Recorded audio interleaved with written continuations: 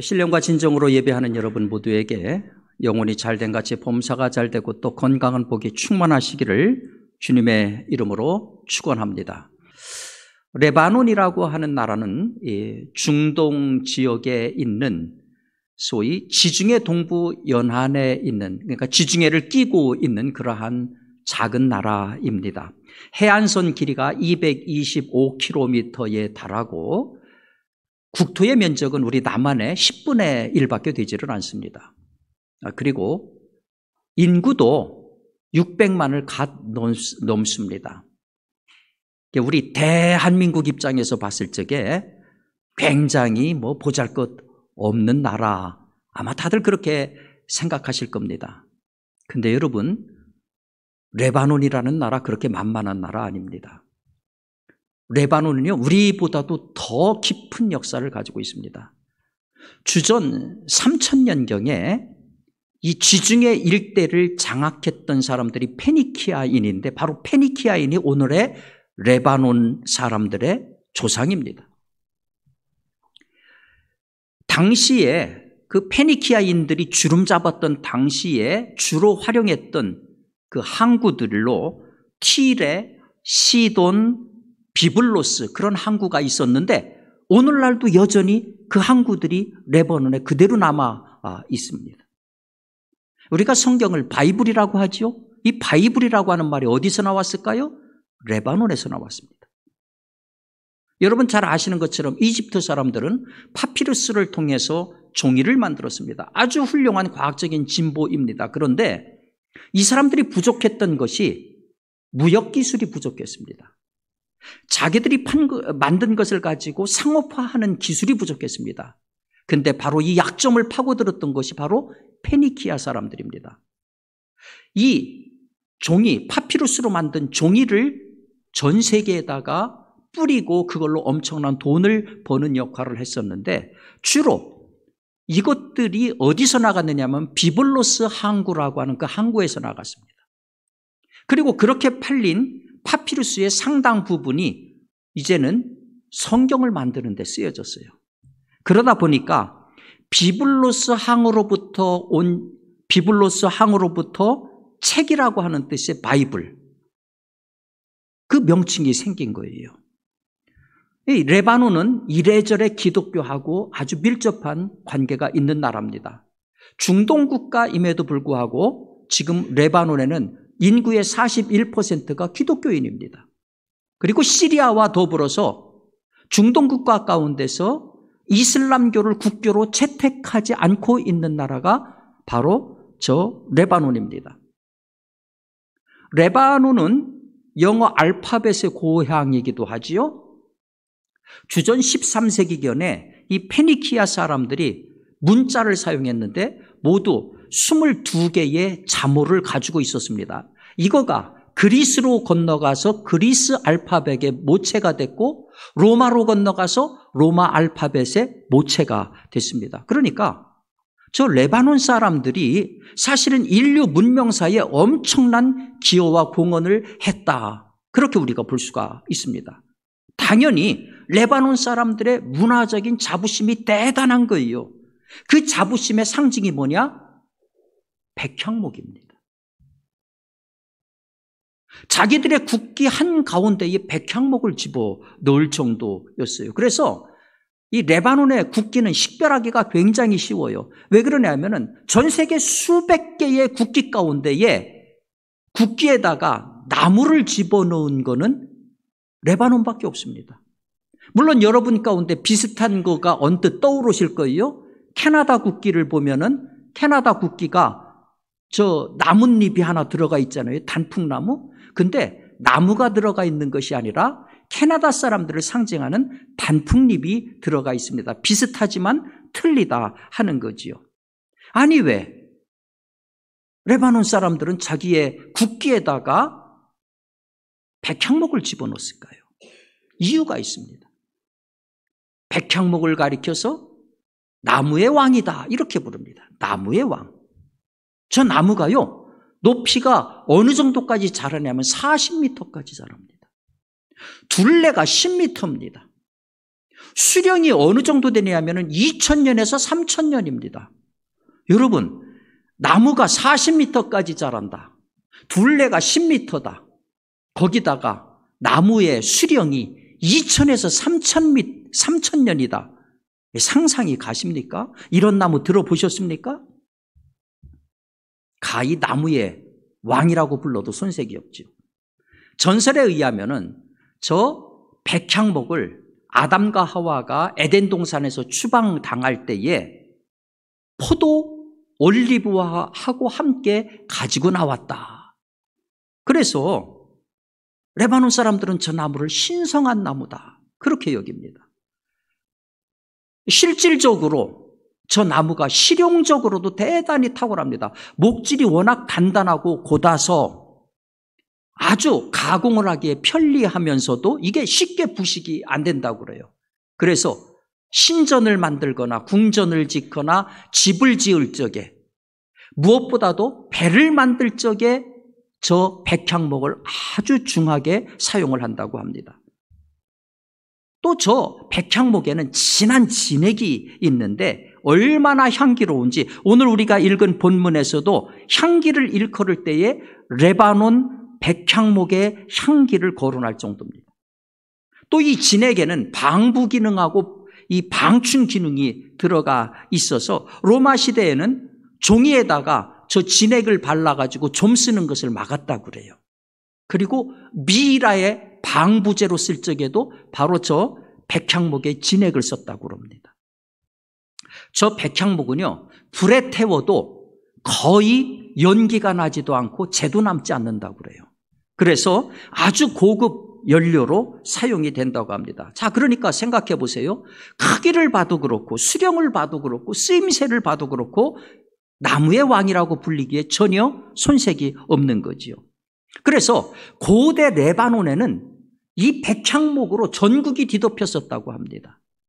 예전에 그들의 조상 페니키아인들이 그렇게 전성기를 누렸던 이유 가운데 하나가 바로 이 백향목이었다는 거지요. 이 백향목으로 튼튼하고 큰 배를 무수하게 만들어서 지중해 일대를 다스렸다는 거예요. 그래서 저 멀리 아프리카에 카르타고 오늘날의 튀니지까지 이르러서 거기에다가 식민지를 건설하고 엄청난 부를 창출해 냈던 겁니다. 흥미있는 것은요, 성경에 무려 70번이나 이 백향목이 나옵니다.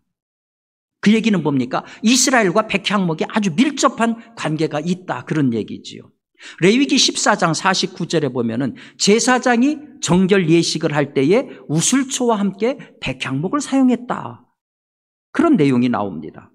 또 에스라가 성전을 중건할 적에도 백향목을 사용을 했고요, 다윗이 자기의 왕궁을 지을 적에도 백향목을 사용을 했어요. 그래서 두 왕 히람이 백향목과 목수와 석수를 보냈다, 성경이 그렇게 기록해 줍니다. 근데 무엇보다도 백향목 하면 떠오르는 인물이 누구냐 하면은 솔로몬입니다. 구약시대에는 사람을 나무에다가 비유하는 경우가 많았어요. 그래서 예를 들어서 사울 같은 경우는 에셀나무에다가 비유를 했고 드보라는 종려나무에다가 비유를 했는데 솔로몬은 백향목에다가 비유를 했어요. 그만큼 솔로몬하고 백향목이 밀접한 관계가 있다는 거죠. 여러분, 솔로몬이 성전을 짓잖아요. 솔로몬 성전을 짓는데 7년이 걸렸습니다. 그리고 자기를 위해서 왕궁을 짓는데 13년이 걸렸습니다. 무수한 사람들이 동원이 됐어요. 근데 이거보다도 더 중요한 게 뭐냐면은 성전을 짓고 궁전을 지을 적에 주된 재료가 뭐였느냐면은 백향목이었습니다. 이스라엘은 백향목이 안 나요. 백향목은 레바논에서만 납니다. 그러면은 예루살렘에서부터 레바논의 수도 베이루트까지 거리가 직선거리로만 따져서 238km입니다. 오늘처럼 무슨 엄청나게 큰 배가 있는 것도 아니고 비행기가 있는 것도 아니고 아니면 열차가 있는 것도 아니잖아요. 그쪽에 238km, 직선만 238km니까 곡선으로 한다면 400km 이상 되겠죠. 그 엄청난 백향목을 어떻게 옮겼을까요? 답은 배를 통해서 바다에다가 레바논에서 벌목된 백향목을 바닷길을 이용해서 이스라엘의 욥바 해안까지 옮긴 다음에 다시 육지로 이 예루살렘까지 40km를 육지길로 운반을 했던 겁니다. 왜 성전을 지을 적에, 그리고 왜 궁전을 지을 적에 유독 이 백향목을 선호했느냐? 아까 말씀드린 것처럼 실용적인 면에서도 백향목을 따라갈 나무가 없어요. 너무너무 목질이 단단하고 해충에도 강하기 때문에 수백 년 가는 겁니다. 거기다가 백향목은 상징성도 있어요. 백향목이 어떤 나무냐? 위엄과 권세와 힘과 영화와 영원함을 상징하는 나무입니다. 한마디로 백향목은 뭐냐? 보물이에요, 보물. 보물은 다 탐을 내게 돼 있어요. 그러니 주변에 메소포타미아라든지 이집트 같은 데는 나무가 없는 나라예요. 그런 나라에서 봤을 적에 레바논의 백향목은 얼마나 눈독을 들이겠습니까? 그래서 수차례 이 나무 때문에 쳐들어왔어요. 로마의 하드리아누스 황제라고 하는 사람은 이 레바논에 있는 백향목에 대해서 전국을 돌면서 전수조사를 하고 싹쓸이해 갔어요. 비교적 근세에 해당하는 1914년에서 1918년까지 오늘날의 터키죠. 오스만 터키 제국에서 저 레바논에 있는 백향목을 싹쓸이해다가 자기네 철도 침묵으로 썼습니다. 그러다 보니까 레바논에 백향목이 다 사라져 버렸어요. 지금 레바논의 백향목은 단지 1200그루만 남아있다고 합니다. 여러분들이 많이 들어보신 소위 현대인의 영혼을 세탁하는 시인이자 철학가 이렇게 일컬어지는 소위 칼랄 지브란 많이 들어보셨죠? 이 칼랄 지브란이 레바논 사람입니다. 이 사람의 고향이 부사레인데 이 부사레에 있는 카디샤 계곡에 지금 저 보시는 것처럼 저 눈을 막고 있는 나무잖아요. 1200그루가 저기에 지금 숲을 이루고 있다고 합니다. 여러분 이것이 백향목의 진실입니다.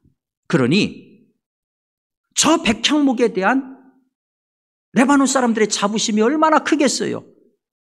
국기에다가 백향목을 넣을 만도 하지요. 나무의 왕인 백향목, 레바논에서만 나는 백향목, 너무나도 쓰임새가 많은 백향목, 권세와 위엄과 힘을 상징하는 백향목. 아마도 레바논 사람들이 저 백향목을 국기에다가 넣으면서 이 백향목이 상징하는 것처럼 우리 조국이 위엄 있고 힘 있고 웅대한 나라가 되기를 바랬을 거예요. 나아가서 그 옛날 자기들의 조상 페니키아인들이 누렸던 그 영화를 다시 재현하고 싶은 그런 마음도 분명히 있었을 겁니다. 그런데 여러분, 이런 염원이 비단 레바논 사람들만의 염원일까요? 사실은요, 웅대해지고 싶은 거 만인의 소원입니다. 백향목처럼 크게 되고 싶은 거, 눈에 확 띄고 싶은 거, 모두가 탐하는 보물이 되고 싶은 거, 모두가 원하는 거예요. 이걸 가리켜서 백향목 신드롬이라고 그래요. 백향목 신드롬. 우리나라가 작은 나라예요. 땅덩이를 보면은 진짜 작은 나라입니다. 근데 우리나라 국호가 뭡니까? 대한민국. 클 때자를 써요. 그 심리에 뭐가 있습니까? 사실은 백향목 신드롬이 있는 거예요. 작지만 크게 되고 싶은 거. 여러분들은 모세가 이스라엘 백성을 이끌고 이집트에서 탈출한 사건을 어떻게 보세요? 당시 모세는요, 이집트 사람을 죽이고 살인자가 되어가지고 미디안 광야로 도망가가지고 거기서 40년 동안 망명객으로 생활을 하다가 어느 날 갑자기 불쑥 혼자 나타난 거예요. 그때 그렇게 나타난 사람들을 이스라엘 백성들이 있는 거 다 두고서 어떻게 따라 나설 수 있었겠습니까? 만약에 바로 앞에서 10가지의 그 기적과도 같은 재앙의 사건이 없었다고 하면은 모세를 따라 나섰을까요? 앞에는 홍해고 뒤에는 이집트 군들이 막 쫓아오는 그 절체절명의 순간에 모세가 지팡이를 들었을 때에 홍해가 쫙 갈라지는 기적이 나타났습니다. 그 기적의 역사가 없었다고 하면은 이스라엘 사람들이 모세를 영도자로 그렇게 섬길 수 있었을까요? 일종의 이 안에도 백향목 신드롬이 들어가 있는 거예요. 이스라엘이 사사시대를 거친 다음에 최초로 왕국시대로 건너갑니다. 왕국시대의 첫 번째 왕이 누구냐면 사울입니다. 그런데 사울은 자기 아들 요나단한테 왕위를 물려주기도 전에 사울 왕가는 그냥 망해버리고 맙니다. 그리고 들어선 것이 다윗 왕가입니다. 그 연소한 다윗이 어떻게 왕위를 이어받을 수 있었을까요? 모든 사람들이 벌벌 떠는 골리앗을 물리치지 않았다고 하면은 다윗이 왕위 자리에 오를 수 있었으며 이스라엘 사람들이 그를 왕으로 추대할 수 있었을까요? 일종의 그 안에도 백향목 신드롬, 영웅 신드롬이라고 하는 것이 들어가 있는 거지요. 예수님께서 십자가에 달리셨을 적에 모든 제자들이 다 도망갔습니다. 정말 비겁한 모습을 보였습니다. 그런데 어느 순간 이들이 다시 모이더니 마지막은 예수를 위해서 목숨을 바쳤습니다. 그 분기점에 있는 게 뭡니까? 예수가 부활했다는 거죠. 있을 수 없는 사건을 그들이 접하고 나서 그들의 인생이 바뀌게 됐다는 겁니다. 심리적으로 보면 여기에도 백향목 신드롬이 들어가 있는 거예요. 이 역사의 흐름을 가만히 보면은 다 이와 같은 백향목 신드롬이 이렇게 저렇게 들어가 있어요. 좋은 일이든 나쁜 일이든 뭔가 엄청난 사건, 뭔가 기적적인 사건, 뭔가 자극적인 것들, 이런 것들에 사람들이 열광하고 이런 것들에 몰리고 이런 것들로 인해 가지고 사람들이 막 움직이기 시작을 합니다. 그러면은 눈에 안 들어오는 작은 것은 아무 의미가 없는 건가요? 오늘 성경을 보면 참 놀라운 얘기를 해요. 내가 이스라엘에게 이슬과 같으리니 그가 백합화같이 피겠고 레바논 백향목같이 뿌리가 박힐 것이라. 내가 이스라엘에게 이슬과 같을 것이다. 여러분 이게 무슨 얘기입니까?